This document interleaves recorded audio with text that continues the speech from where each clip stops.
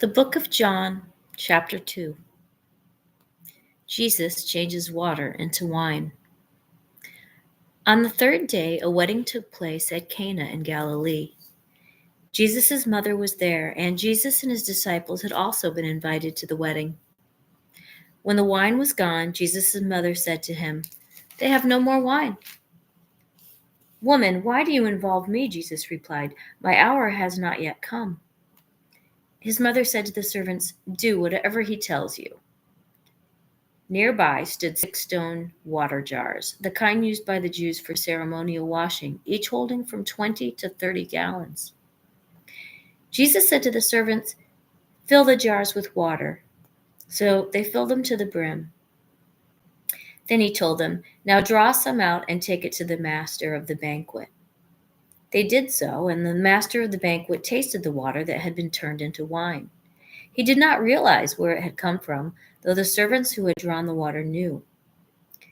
Then he called the bridegroom aside and said, "Everyone brings out the choice wine first, and then the cheaper wine after the guests have had too much to drink. But you have saved the best till now." What Jesus did here in Cana of Galilee was the first of the signs through which he revealed his glory, and his disciples believed in him. After this, he went down to Capernaum with his mother and brothers and his disciples. There they stayed for a few days. Jesus clears the temple courts. When it was almost time for the Jewish Passover, Jesus went up to Jerusalem. In the temple courts, he found people selling cattle, sheep, and doves, and others sitting at tables exchanging money. So he made a whip out of cords and drove all from the temple courts, both sheep and cattle. He scattered the coins of the money changers and overturned their tables.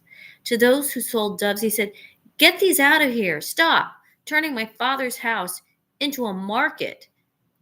His disciples remembered that it is written, "Zeal for your house will consume me."